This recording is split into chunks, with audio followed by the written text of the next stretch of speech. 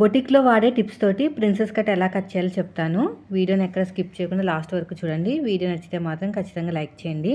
ఇది పెద్ద size blouse అండి. అందుకని 1.5 మీటర్ అయితే తీసుకున్నాను. ఇలా సగం కింద ఫోల్డ్ చేశాను. ఫస్ట్ హ్యాండ్స్ కట్ చేసేద్దాము. 4 ఫోల్డింగ్ చేస్తే మనకి ఒకేసారి 2 హ్యాండ్స్ అయితే కట్ అయిపోతాయండి. సో దీనివల్ల ఏంటంటే మనకి ఒకటి ఈక్వల్‌గా వస్తదనమాట. ఇప్పుడు 4 ఫోల్డింగ్ చేసిన తర్వాత ఎల్ స్కేల్ తోటి స్ట్రెయిట్‌గా లైన్ వేసేసేయండి. వేసిన తర్వాత ఖర్చుల కోసం ఒక హాఫ్ ఇంచ్ అనేది ఎగస్ట్రా తీసుకోండి, సరిపోతుంది. నెక్స్ట్ వచ్చేసి మనం తీసుకున్న ఆది బ్లౌజ్ కావచ్చు, లేదంటే మీరు కొలతన కావచ్చు, హైట్ చెక్ చేయండి. కింద ఖర్చులు వదిలేసి పైన ఖర్చులతో కలిపి. అంటే నాకు మొత్తానికి 10.5 ఇంచులు రావాలండి. అంటే టోటల్గా నేను ఒక 11.5 ఇంచులు అయితే తీసుకున్నాను. ఒక 1 ఇంచ్ ఎగస్ట్రా తీసుకున్నాను, ఖర్చులు కావాలి కదా అందుకుని. 9.5 ఆర్మ్ లూజ్ అనేది 9.5, 9వ నెంబర్ తోటి ఆర్మ్ లూజ్ వచ్చింది కాబట్టి చంక డౌన్ అనేది మనం 3.5 ఇంచులు అయితే తీసుకోవాలి. 3.5 ఇంచులు తీసుకున్న తర్వాత స్ట్రేట్గా ఆర్మ్ లూజ్ చెక్ చేసుకుంటే 1 ఇంచ్ మైనస్ చేసి తీసుకోవాలి. అంటే 8.5కి తీసుకోవాలన్నమాట. ఇలాగా ఎగస్ట్రా ఖర్చు కోసం ఒక 2 ఇంచులు తీసుకోండి. ఇలాగ నీట్గా క్రాస్గా మార్కింగ్ వేసేసుకోండి. ఇలా స్ట్రేట్గా 8.5 కదా, దీంట్లో సగానికి ఫోల్డ్ చేసుకుని ఒక మార్కింగ్ వేసుకుంటే దీని ప్రకారం మనం back part front part cut చేసుకోవచ్చు. ఓకేనా. ఇలా చక్కగా లైన్ వేసుకుని ఈ కార్నర్ దగ్గర 2 ఇంచులు తీసుకోండి. కార్నర్ దగ్గర 9వ నెంబర్ కాబట్టి. ఓకేనా. షోల్డర్ దగ్గర అయితే ఏ సైజు వాళ్ళకైనా 1 ఇంచే. ఇప్పుడు కర్వ్ స్కేల్ తీసుకుని నీట్గా ఇలాగా కర్వ్ అనేది ఇలా తిప్పేసేయండి చక్కగా. మళ్ళీ ఇలా ఉల్టా తిప్పేసుకుని ఇంకొక షేప్ అనేది ఇచ్చేసేయండి. ఈ కర్వ్ తిరిగిన చోట ఒక హాఫ్ ఇంచ్ లోతు తీసుకోండి. ఇక్కడ ఆర్మ్ లూజ్ దగ్గర నుంచి మన వైపుకి 1 ఇంచ్ తీసుకోండి. మళ్ళీ కర్వ్ స్కేల్ తోటి నీట్గా ఇలాగా కర్వ్ అనేది తిప్పేసేయండి. ఇటు సైడ్ కూడా అంతే. నెక్స్ట్ వచ్చేసి ఇక్కడ 7 ఇంచులు వచ్చింది నాకు హ్యాండ్ లూజు. 7 ఇంచులు తీసుకున్నాను. నెక్స్ట్ వచ్చేసి ఇక్కడ మనకి సైడ్కి అతుకులు బాగానే పడుతుంది. ఎగస్ట్రా ఖర్చు కోసం ఇంకొక 2 ఇంచులు అయిపోయిందండి. ఇప్పుడు ఎలాగైతే మార్కింగ్ వేసుకున్నామో సేమ్ అదే విధంగా కటింగ్ చేసుకోండి ఇలా నీట్గా. నెక్స్ట్ ఇక్కడ చిన్న టక్ అయితే ఇచ్చేసేయండి. ఇక్కడ సైడ్ కూడా ఎగస్ట్రా ఉన్న క్లాత్ని చక్కగా కట్ చేసుకోండి. 2 లేయర్స్ని సపరేట్గా తీసుకుని లోతు తీసుకోండి. నేనైతే అతుకులు వేసిన తర్వాత లోతు తీసుకుంటాను. అప్పుడే నాకు కొంచెం కన్ఫ్యూజన్ లేకుండా ఉంటుంది. ఎందుకంటే ఆర్మ్ లూజ్ అనేది మొత్తం ఖర్చులు దాటి వెళ్ళిపోయిందనమాట. అక్కడ మళ్ళీ చుంచులు వచ్చి ఏమన్నా ముడతలు వచ్చే ఛాన్సెస్ ఉంటుందని చెప్పేసి నేను అతుకులు వేసుకున్న తర్వాత లోతు అనేది తీసేసుకుంటాను. చూడండి ఇక్కడ మనకి అతుకు చాలా పడుతుంది. అందుకు నేను 1.5 మీటర్ తీసుకున్నాను లైనింగ్ అనేది. దీన్ని తీసి ఇంకా పక్కన పెట్టేద్దాము, దీంతో పని లేదు. నెక్స్ట్ వచ్చేసి బ్యాక్ పార్ట్ కటింగ్ అండి. బ్యాక్ ఓపెన్ అంటే ఫోల్డింగ్ అనేది ఆపోజిట్లో ఉండాలి, కోరాస్ అనేవి మన వైపుకు ఉండాలి. ఎల్ స్కేల్ తీసేసుకోండి. ఇలా ఒక లైన్ వేసుకోండి కింద ఖర్చులతోటి. మీకు కనిపిస్తుంది కదా. ఎల్ స్కేల్ తీసుకుని కింద ఖర్చులు. నాకు బ్లౌజ్ హైట్ వచ్చేసి 15.5 ఇంచులు వచ్చింది. ఇక్కడ ఈ కూర ఉన్న క్లాత్ని కూడా నీట్గా ఇలాగా మార్కింగ్ వేసేసుకోండి. ఇక్కడ కూడా అంతే.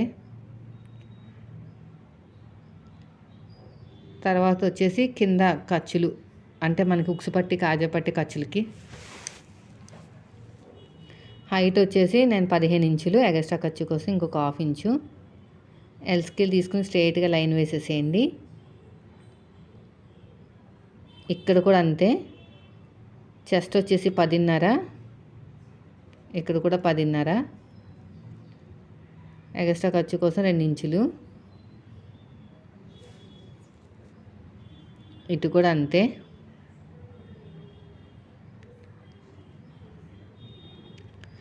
ఇలా నీట్గా ఎగస్ట్రా ఖర్చు కోసం కూడా ఇంకొక 2 ఇంచులు.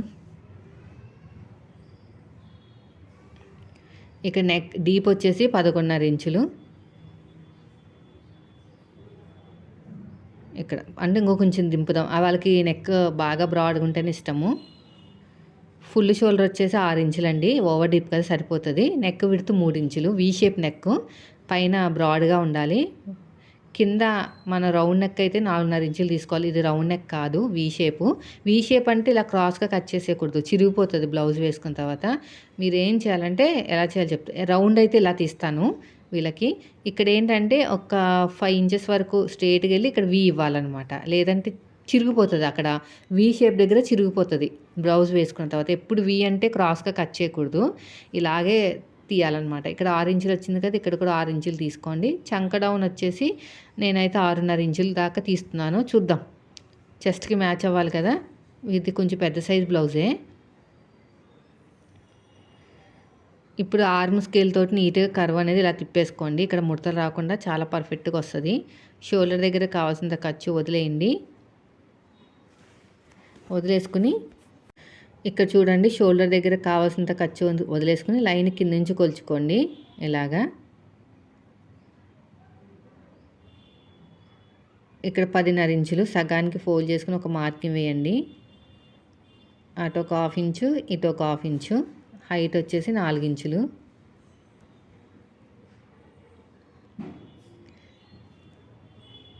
ఇక్కడ నీట్గా ఇలా కట్ చేసేయండి.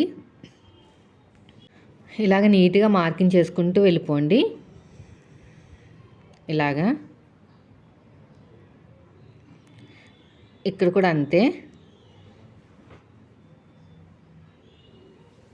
ఇలా నీట్గా కట్ చేసేయండి.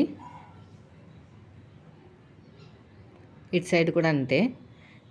ఇక్కడ చిన్న టక్ అయితే ఇచ్చేసేయండి. ఇక్కడ చిన్న టక్ ఇచ్చేసేయండి. అడుగు భాగంలో ఒక మార్కింగ్ వేసేసుకోండి. నెక్స్ట్ వచ్చేసి ఫోల్డింగ్ అనేది ఆపోజిట్లో పెట్టుకోవాలి. కోరాస్ అనేవి మన వైపు పెట్టుకోవాలి. ఎందుకంటే బ్యాక్ ఓపెన్ కదా, ఫోల్డింగ్ అనేది మన వైపుకే ఉండాలన్నమాట. బ్యాక్ పార్ట్ కన్నా ఫ్రంట్ పార్ట్ ఒక 1/2 ఇంచ్ ఎక్కువే ఉండాలి చెస్ట్ పాయింట్ దగ్గర. లేదంటే మీకు ఏమవుతుందంటే చెస్ట్ దగ్గర పైకి ఎత్తేస్తుంది అనమాట. ప్రిన్సెస్ కట్ కదా. ఇక్కడ ఉక్స్ పట్టి కాజా పట్టి ఖర్చు మన వైపుకి వదిలేయండి. ఫ్రంట్ పార్ట్లో ఉండకూడదు. అది ఎక్స్ట్రా మనం తీసుకున్నాం ఖర్చుల కోసం అని. నెక్ విడ్త్ మనం 3 ఇంచులు తీసుకున్నాం కదా, ఇక కరెక్ట్గా 3 ఇంచులకి పెట్టేసుకోండి. ఇలాగా పెట్టేసుకుని ఇలా స్ట్రెయిట్గా లైన్ వేసేసుకోండి.